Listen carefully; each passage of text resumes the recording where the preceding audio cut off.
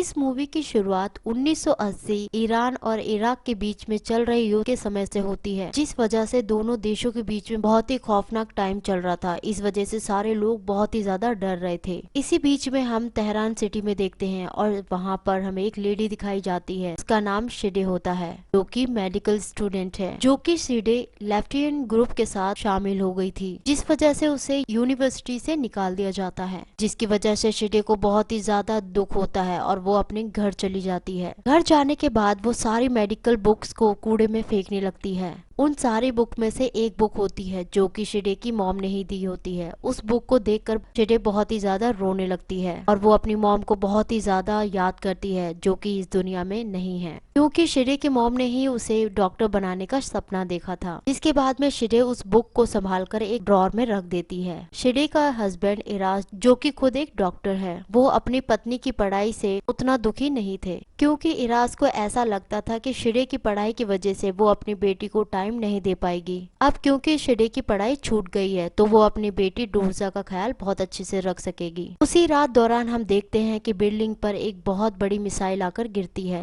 जिस कारण बिल्डिंग में एक सायरन बजता है और सारे लोग बाहर निकलकर बेसमेंट में आकर छुप जाते हैं। और खतरा टलने के बाद सारे लोग अपने अपने घरों में चले जाते थे। नेक्स्ट डे मॉर्निंग में इराज को कोमेट्री ऐलान पर बुलाया जाता है, जिस वजह से इराज अपनी पत्नी और अपनी बेटी को अपने पेरेंट्स के घर जाने के लिए बोलता है, क्योंकि वो जगह तेहरान से काफी ज्यादा सेफ है और शिडे वहाँ पर जाने से मना कर देती है। साथ में ये भी कहती है कि शिडे अपनी बेटी का ध्यान बहुत अच्छी तरीके से रख सकती है। जिसके बाद में इराज वहाँ से निकल जाते हैं, लेकिन जाने से पहले वो अपनी बेटी डोरजा से बोलते हैं कि तुम्हारी फेवरेट डॉल इनियमिया तुम्हारा ध्यान रखेगी। इराज के जाने से डोरजा बहुत ही ज्यादा दुखी हो चुकी थी। उसी रात में डोरजा अपनी मॉम को बताती है कि मुझे आसपास जिन दिखाई देता है। डोरजा की ये सारी बातें सुनने के बाद शिडे अपनी बेटी को बोलती है कि जिन जैसा कुछ नहीं होता है, तुम बिल्कुल भी डरो मत। थोड़ी देर बाद हम देखते हैं कि शिडे के बिल्डिंग के ऊपर मिसाइल आकर गिरती है। ये सब कुछ देखने के बाद शिडे अपनी बेटी डोरजा को लेकर बेसमेंट में जाकर छुपने लगती है। जाने से पहले डोरजा अपनी किनीमिया डॉल को लेने के लिए रूम में जाती है। उसके बाद शिडे अपनी बेटी को ढूंढने के लिए रूम में जाती है तो देखते हैं कि डोरजा बेहोश पड़ी है। वो तुरंत अपनी बेटी को होश में लाने की कोशिश करती है। जैसे ही डोरजा होश में आती है तो वो जिन के बारे में अपने मॉम को बताती है और बहुत ही ज्यादा घबरा जाती है। शिडे अपनी बेटी को बहुत ही ज्यादा समझाने की कोशिश कर रही थी। उसी वक्त देखते हैं कि उसकी पड़ोसन वहाँ पर आ जाती है और वहाँ से जाने के लिए बोलती है और जल्दी से बोलती है कि तुम अपने ऊपर वाले अपार्टमेंट में जाकर छुप जाओ। वहाँ जाते ही शिडे मिस्टर बायजुल को नीचे पड़ा हुआ देखती है, जिसके घर में मिसाइल गिरने की वजह से उनको हार्ट अटैक आ गया। शिडे मेडिकल स्टूडेंट होने के कारण बचाने की कोशिश करती है और देखते हैं कि तब तक वो अपना दम तोड़ चुके थे। नेक्स्ट सीन में हम देखते हैं गवर्नमेंट के लोग उस मिसाइल को हटा देते हैं, पर इस दौरान हम देखते हैं डोरजा की डॉल कहीं खो जाती है। अभी डोरजा अपनी मॉम को बताती है कि जिन ने मेरी डॉल को कहीं छुपा दिया है। नेक्स्ट डे मॉर्निंग हम देखते हैं डोरजा ब्रेकफास्ट के वक्त अपनी मॉम को बताते हैं कि मेरी डॉल को जिन कहीं लेकर चला गया है, और शिडे इस बात को इग्नोर कर देती है और अपना काम शुरू कर देती है। लेकिन देखते हैं कि वर्कआउट टेप अचानक से गायब हो गई थी और वो अपनी बेटी से पूछती है और वो मना कर देती है कि मॉम मैं इस बारे में बिल्कुल नहीं जानती हूँ। तभी बायजुल की बेटी शिडे से अलविदा कहने के लिए आती है, जो कि बिल्डिंग छोड़कर जा रही थी, और जाने से पहले शिडे को बताती है कि मेरे फादर को हार्ट अटैक मिसाइल गिरने की वजह से नहीं बल्कि कुछ भयानक देखने की वजह से अटैक आया था।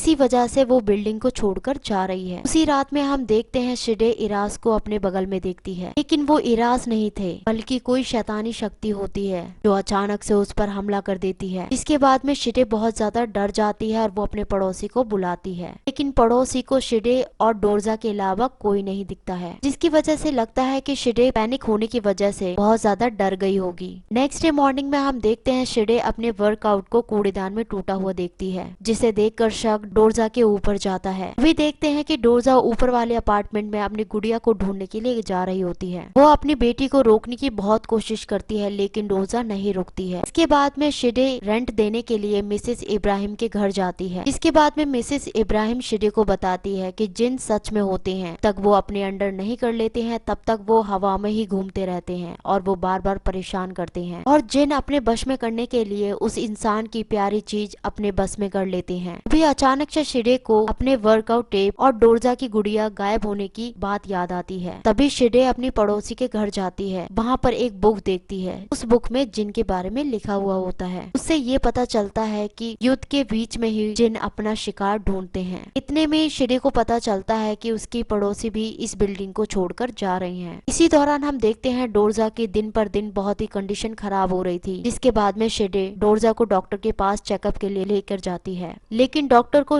डोरजा में बीमारी का कुछ भी पता नहीं चलता है। नेक्स्ट सीन में जब अपने घर जाते हैं तो रास्ते में वो लोग मेहदी को देखते हैं, जिसे वो अपनी कार में लिफ्ट देती है। इसके बाद में डोरजा से उसकी गुड़िया के बारे में पूछता है और उसे सुनते ही उसे याद आता है कि मेहदी तो बोल ही नहीं सकता है। घर जाने के बाद देखती है कि मिसेस इब्राहिम भी बिल्डिंग छोड़कर जा रही है। इसका ये मतलब है कि बिल्डिंग में सिर्फ शिडे और डोरजा ही बची हुई है। अब शिडे भी डिसीजन लेती है कि हमें बिल्डिंग छोड़कर जाना चाहिए। जिसके बाद में डोरजा अपनी मॉम से बोलती है कि नहीं, मैं जब तक नहीं जाऊंगी जब तक मेरी गुड़िया नहीं मिलेगी। जिसके बाद में शिडे को बहुत ज्यादा गुस्सा आता है और डोरजा की गुड़िया को ढूंढने लगती है। इतने ही देर में देखते हैं कि बिल्डिंग में सायरन बजना शुरू हो जाता है और वो अपनी बेटी को लेकर बेसमेंट में जाकर छुप जाती है। खतरा टलने के बाद में वो बाहर आते हैं। उसी रात में शिडे अपने कमरे के बाहर किसी आकृति को देखती है, जिसे फॉलो करते ही वो भागकर बिल्डिंग के सीलिंग के क्रैक के जरिए भाग जाती है। ये देखने के बाद शिडे को यकीन हो जाता है कि इस बिल्डिंग में सच में जिन है और जल्द ही डोरजा को लेकर बिल्डिंग के बाहर निकल जाती है। तभी देखते हैं पुलिस वहाँ पर आ जाती है और दोनों को अपने साथ पुलिस स्टेशन ले जाती है, क्योंकि इस देश में बिना हिजाब पहने हुए क्राइम मानते हैं। उसी रात में पुलिस शिडे को वार्निंग देकर घर जाने के लिए बोलते हैं और नेक्स्ट डे हम देखते हैं कि शिडे पाइप होल के जरिए किसी को गुजरता हुआ देखती है। अभी देखते हैं कि वो परछाई शिडे को चकमा देकर अंदर घुस जाती है और दरवाजा अंदर से बंद कर देती है। उसके बाद में शिडे बहुत ही कोशिश करने के बाद दरवाजे के अंदर जाती है और शिडे डोरजा को उस बुरी आत्मा से बात करते हुए देखती है, जिसके पूछने पर डोरजा अपनी मॉम को बताती है कि वो एक लेडी से बात कर रही थी, जो कि अक्सर उससे बात करने के लिए आती है। और डोरजा को आत्मा ने ये बात भी बोली थी कि शिडे एक अच्छी मां नहीं है और उसकी डॉल को ही शिडे ने कहीं छुपा दिया है। रात में उस औरत ने डोरजा को ये भी बताया है कि उसकी डॉल कहाँ पर है, इसलिए डोरजा अपनी मॉम पर ही शक करती है और उसके बाद में शिडे अपनी बेटी को एक थप्पड़ मारती है। इसके बाद में डोरजा अपनी मॉम से लड़ाई करने लगती है। थोड़ी देर बाद देखते हैं कि बिल्डिंग में फिर से सायरन बजने लगता है। डोरजा पोजेस हालत में थी और वो चादर से लिपटी हुई आत्मा उसके पास में ही खड़ी थी। उसे देखते ही शिडे की नींद खुल जाती है और वो डोरजा को देखने के लिए उसके रूम में जाती है। वो उसे अपने बेड के नीचे ही छुपा पाती है। उसी वक्त इराज की कॉल आती है, जो कि उसे बुरी माँ कहती है, क्योंकि उसने अभी तक बिल्डिंग को नहीं छोड़ा था और वो डोरजा का सही से ख्याल नहीं रख पा रही थी। लेकिन शिडे ये बात समझ जाती है कि ये कॉल इराज ने नहीं बल्कि उसी बुरी आत्मा ने करी है। तभी शिडे उस बुरी आत्मा को खिड़की से गुजरता हुआ देखती है। शिडे बहुत ज्यादा डर जाती है और वो डोरजा की डॉल को ढूंढने लगती है। इतने में ही डोरजा आकर अपनी मॉम को दराज खोलने के लिए बोलती है। दराज खोलते ही डोरजा की डॉल वहाँ पर मिल जाती है, लेकिन डॉल का सर कटा हुआ था। इसके बाद में हम देखते हैं डोरजा को उस बुरी आत्मा की बातों का यकीन होने लगता है। इसके बाद में शिडे उसे समझाने की कोशिश करती है और अपनी बेटी को बोलती है कि ये सारी साजिश उसी बुरी आत्मा की है और वो बुरी आत्मा माँ बेटी को अलग कर देना चाहता है। थोड़ी देर बाद हम देखते हैं शिडे उस डॉल के सर को टेप की हेल्प से जोड़ देती है। जब डॉल मिल जाती है तो शिडे अपनी बेटी को लेकर बिल्डिंग छोड़ने का डिसाइड करती है। और सीढ़ियों से नीचे जैसे उतरती है तो उसे रूम से डोरजा की रोने की आवाज सुनाई देती है। इसकी वजह से शिडे को लगता है कि मेरी असली बेटी घर के अंदर ही है। वो तुरंत घर के अंदर ही भाग जाती है और अपनी बेटी को ढूंढने लगती है। डोरजा को बिस्तर के नीचे ही छुपा देखती है, लेकिन शिडे अपनी बेटी को लेने के लिए जैसे नीचे झुकती है वो बुरी आत्मा में बदल जाती है, जिसे देखने के बाद शिडे को रियलाइज होता है कि डोरजा को मैं बाहर लेकर गई थी वो ही मेरी असली बेटी है। इसी वक्त में शिडे अपनी बेटी को ढूंढने के लिए बाहर जाती है। अभी देखती है कि वो चादर वाले जिन से